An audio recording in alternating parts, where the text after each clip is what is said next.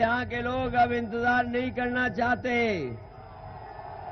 और अब मशीन की साइकिल वाली बटन दबाना चाहते हैं। और वैसे तो ये समाजवादी लोग हैं, ये कोई समाजवादी ऐसा नहीं होगा जो साइकिल न चला लेता हो। और यही समाजवादी लोग जब जोश और उत्साह में होते हैं तो साइकिल का हैंडल छोड़ करके पैडल मारते हुए साइकिल ले जाते हैं। और अब तो कांग्रेस पार्टी का भी हाथ लग गया है साथ आपके, तो साइकिल की रफ्तार सोचिए क्या होने वाली है। कम से कम समाजवादियों के काम पर लोगों को भरोसा है। एम्बुलेंस चलाई है 102, 108। अगर कोई हमारा गरीब किसान कहीं तकलीफ में है और अगर फोन मिला दिया होगा तो मदद करने के लिए उसके गांव मोहल्ले में एम्बुलेंस पहुंच गई होगी। ये इंतजाम समाजवादियों ने किया है। वहीं पुलिस के लिए भी 100 नंबर शुरू किया है। पहले शिकायत होती थी कि फोन नहीं उठा, थाने में फोन मिलाया, फोन नहीं उठा, और फोन मिलाया भी और उठ गया। और अगर एसओ साहब का थोड़ा दिमाग गर्म रहा होगा तो पता नहीं कौन सी भाषा का इस्तेमाल कर दिया होगा। इसलिए समाजवादियों ने तय किया है ये 100 नंबर वाली व्यवस्था आप दिन रात सुबह शाम जब चाहे तब फोन मिला लेना, फोन भी उठेगा और घटना स्थल पे 10 और 15 मिनट में पुलिस पहुंच करके आपकी मदद करने का काम करेगी। और कोई भी आपको फोन पे अपमानित नहीं कर सकता। ये इंतजाम समाजवादी लोगों ने 100 नंबर के माध्यम से किया है। हम लोगों ने तो लैपटॉप भी बांट दिया, कन्या विद्याधन भी दे दिया। और आने वाले समय में हमने तय किया है कि ये जो सबसे बड़ा मामला है हमारा गांव का एक पेंशन वाला और राशन वाला, हमें कोई तकनीक का सहारा लेना पड़े, हमें जाए अलग से व्यवस्था बनानी पड़े, योजना बना करके हम तय करेंगे कि हमारे गरीबों को पूरा का पूरा राशन उपलब्ध हो जाए और उनको राशन मिलने का काम शुरू हो जाए। भाई हम ये भी जानते हैं कि बहुत सारे गरीब हैं जिनको पेंशन नहीं बन पाई है। कई बार गरीब परिवार को पेंशन नहीं मिल पाती है। इसलिए हम समाजवादियों ने समाजवादी पेंशन शुरू की है।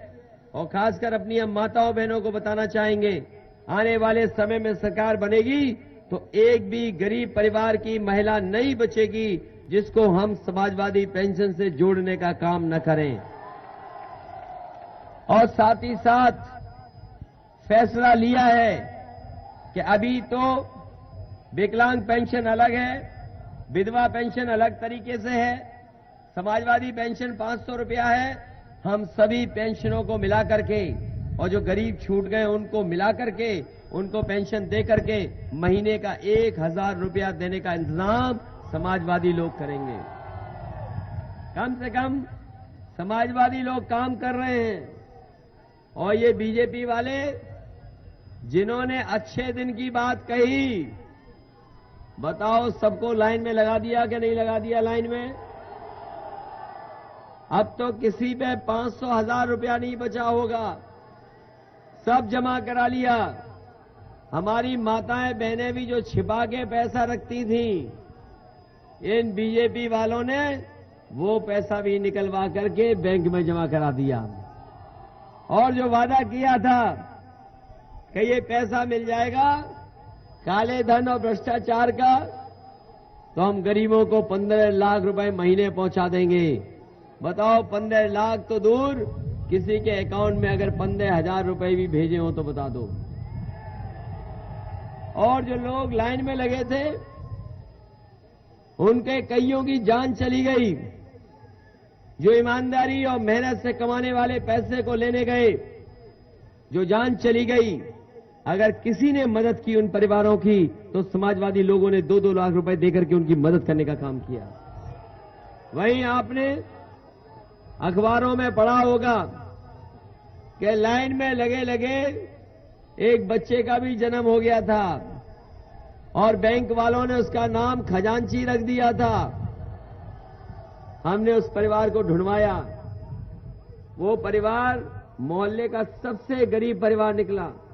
हमने उसकी मां को बुला करके उसकी भी 2 लाख रुपए से मदद करने का काम किया। मैं पूछना चाहता हूं कि बीजेपी के लोगों पे अब तो बैंकों में सब पैसा आ गया।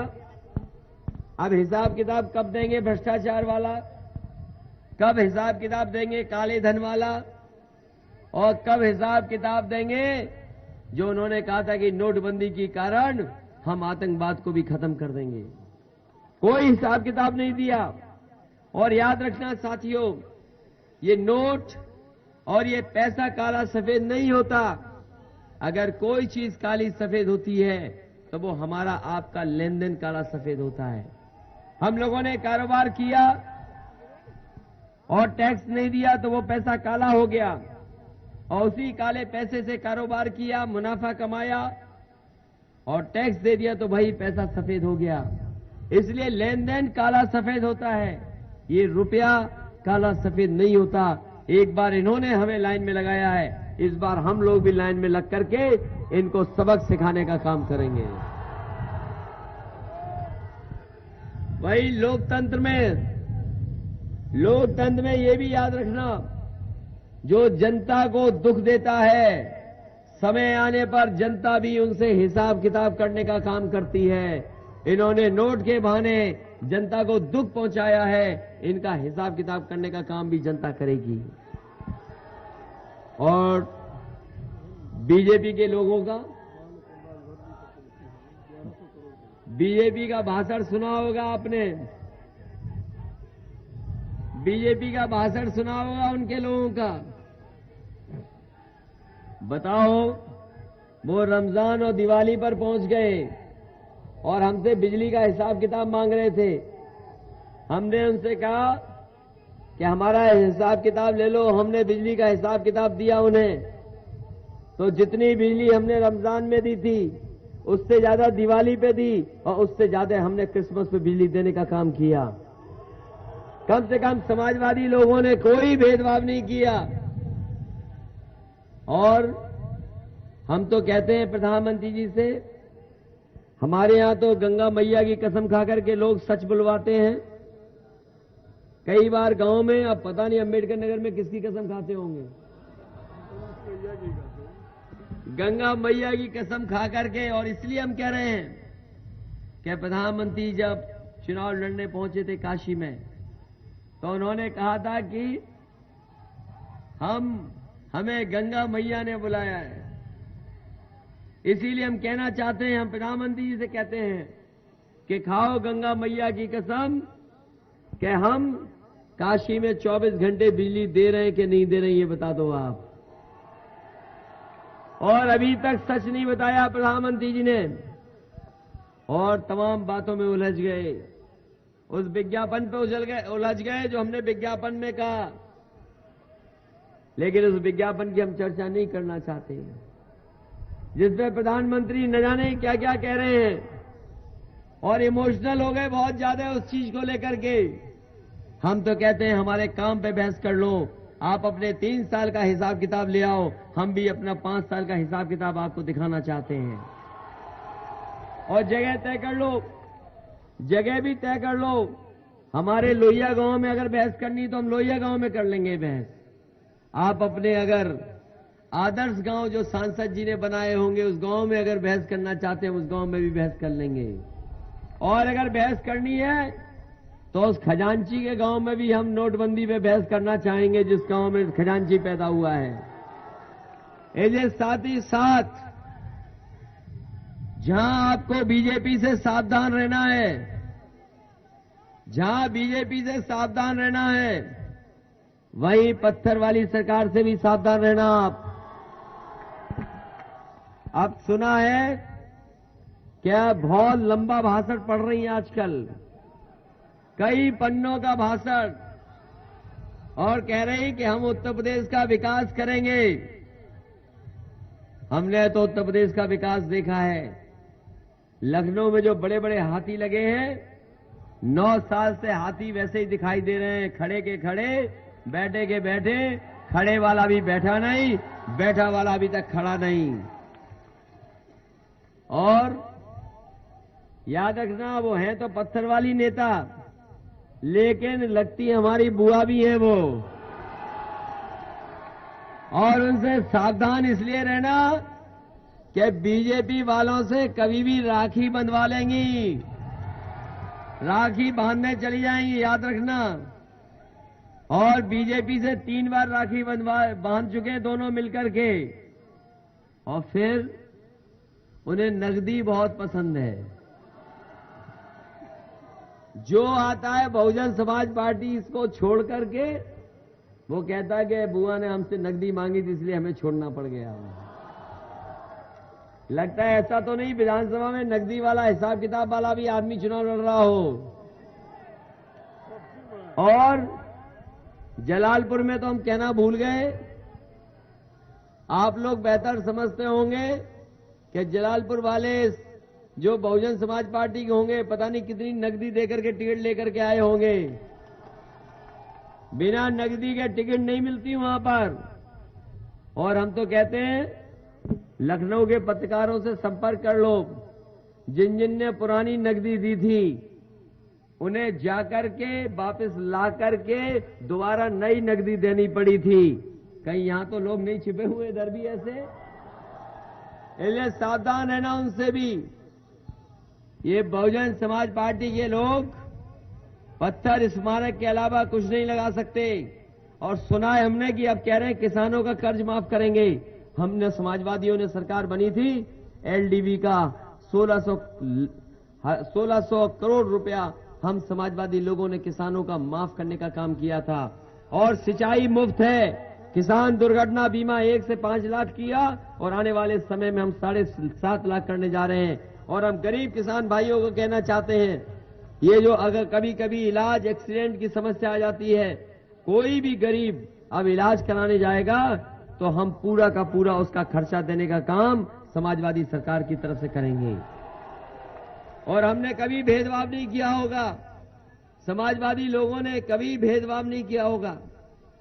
और हम तो कहते हैं ये अकबरपुर में जो शहर में रह रहे होंगे लोग या जिनको नंबर ज्यादा मिले होंगे वो जानते होंगे समाजवादी सरकार में उन्हें लैपटॉप भी मिल गया था। हम तो कहते हैं हमारे काम की तुलना कर लो। और कहीं भेदभाव नहीं किया, बिना भेदभाव के समाजवादी लोगों ने मदद करने का काम किया।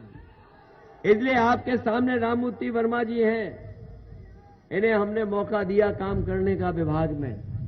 और आप विभाग के बारे में पता कर लेना, इन्होंने ईमानदारी से चला करके इस विभाग को भी ठीक करने का काम किया है। और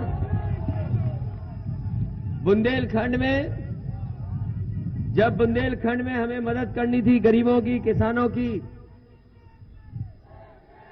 जो मदद करने की बात आई थी, तो हमने इन्हीं के विभाग से घी खरीद के तमाम गरीबों को मदद करने का काम किया था। और मैं कह सकता हूं ये दूध वाला विभाग, ये डेयरी वाला विभाग, ये सरकार का सबसे महत्वपूर्ण, लाखों करोड़ों का कारोबार कर सकता है और सीधा सीधा हमारे गरीब किसान की मदद करने वाला विभाग है।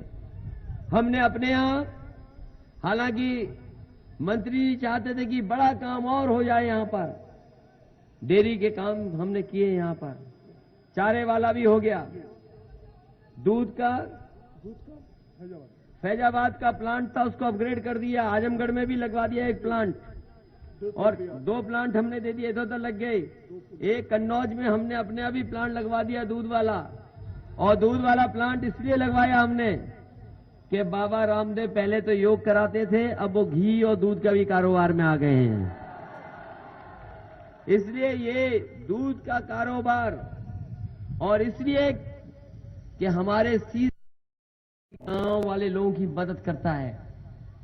आने वाले समय में हमने जो तय किया है स्कूलों में, अभी आपने पढ़ा होगा हमारा घोषणा पत्र, अभी हमने ड्रेस दी, बैग दिया, बर्तन दिया बच्चों को। और आने वाले समय में हमने तय किया है कि 1 किलो मिल्क पाउडर और 1 किलो देसी घी